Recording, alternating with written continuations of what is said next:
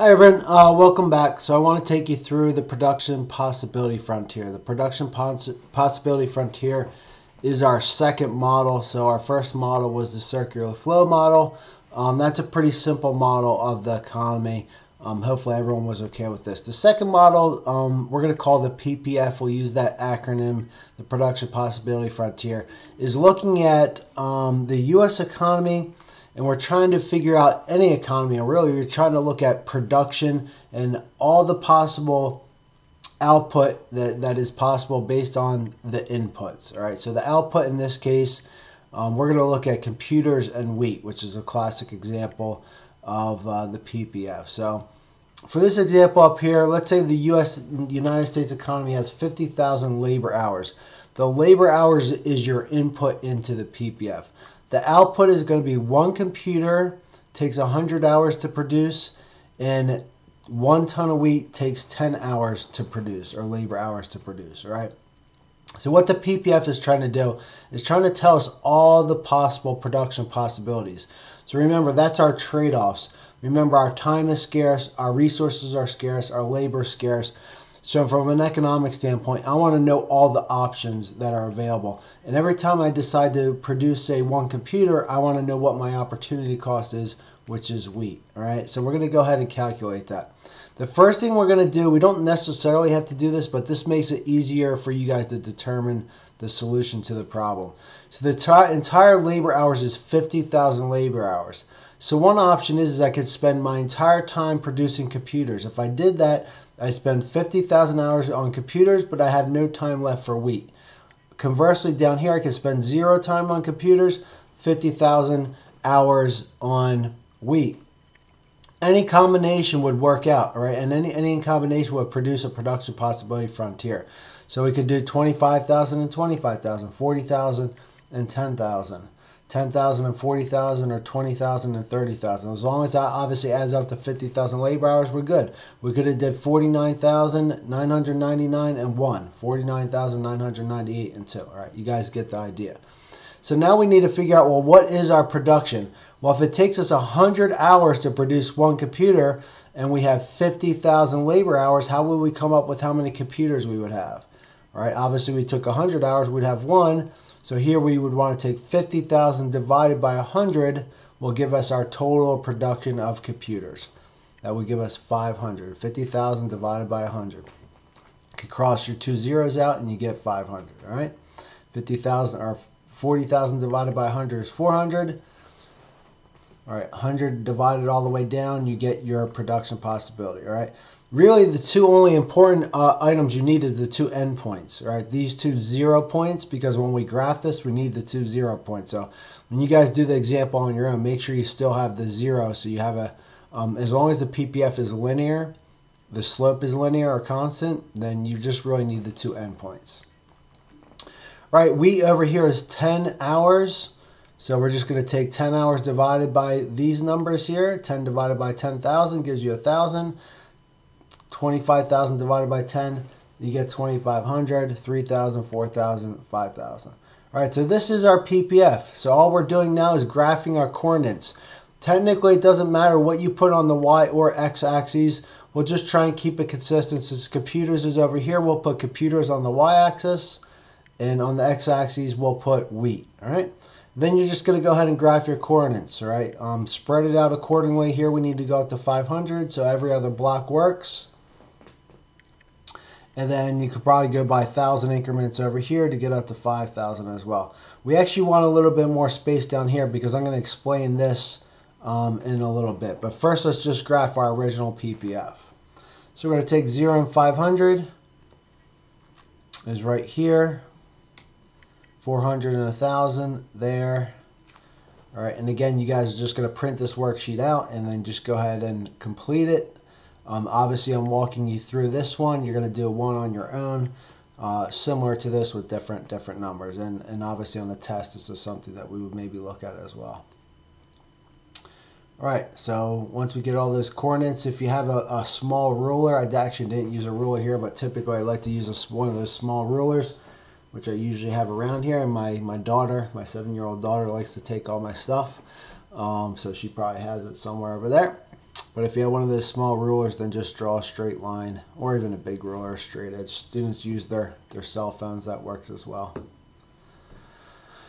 All right, try and be it as neat as possible. I know I'm not the neatest of writers, one of my many faults. All right, so the next thing I want to look at is, this is the PPF. Let's graph these coordinates, 100 and 3,000. Let's say that was my output.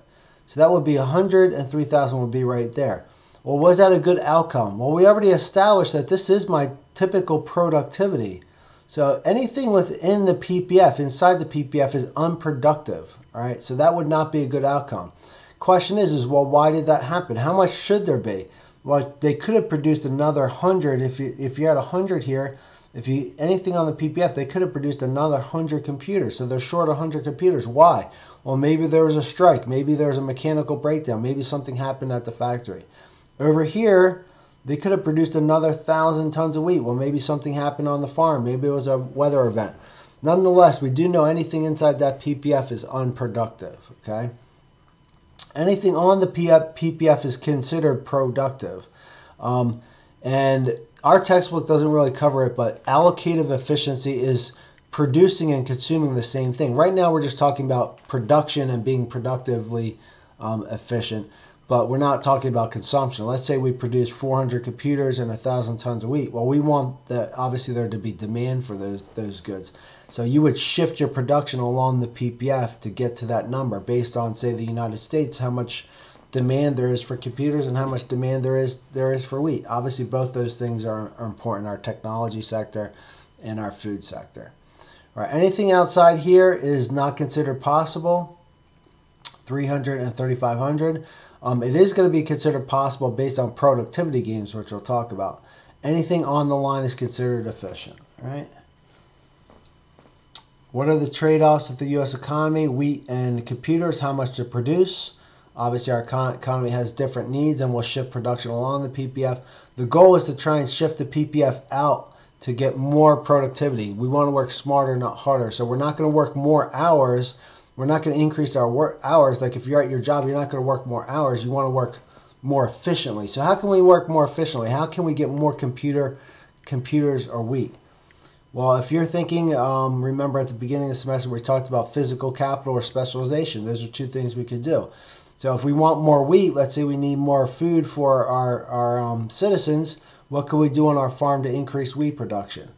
We could get a tractor, right? If we had a John Deere tractor and we had that investment, then that would obviously increase productivity. So let's say I buy a new tractor for my country. This also could be thought of as a company. If you're running a company that produces computers and wheat, you could think of it that way as well. Those of you that are all mostly business majors, you could maybe produce you could be thinking of this from obviously a business perspective. So if the country or the company is producing these two things, I'm going to invest in a tractor because I want more wheat production. Maybe there's high demand in wheat. And let's say that production increases by 100%. So I'm not making any investments in my computer productivity. I would give you this on a test, 100% gain in wheat. So if there's 100% gain in wheat, I haven't made any investments for computers. So we're just going to keep those numbers the same. We're just going to transpose those over here. All right, and then my wheat production is going to double or go up by 100%. So 0 obviously can't double, but 1,000 is going to go to 2,000, 2,500, 5,000. And when I made this video, I actually made a mistake. It should be 6,000, 8,000, and 10,000.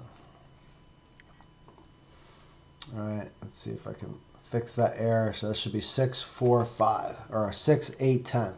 So then you're just going to add these numbers over here, 6,000, 8,000, 10,000. Graph those coordinates, 500 and 0, 400 and 2,000. All right, that's in green here. Connect the dots, and as you're seeing, the PPF is shifting out to the right. So whenever the production possibility curve is frontier is shifting out to the right, that means there's been a gain in productivity. All right, so you want to go ahead and graph that. I think I was having some minor difficulties there. All right, so here's the new PPF. Again, try and be as neat as possible. The shifting of the PPF in between here is your productivity gains, right? So we got the PPF with the physical capital as the green line. and that's that gain in productivity, right? GDP is going up. We'll explain that later in the semester. GDP is a measure of economic growth. And most importantly, standard of living is increasing. And standard of living is making our lives better off, right? So that's that worksheet. On the next page, I want you to do the Japanese economy. The Japanese economy, I believe it has 30,000 labor hours. I'm going off of my memory. I think the computers is 120 hours. And the wheat, I forget exactly what that number is. But I want you to go ahead and do the same thing. Let's see if I could pull that up real quick.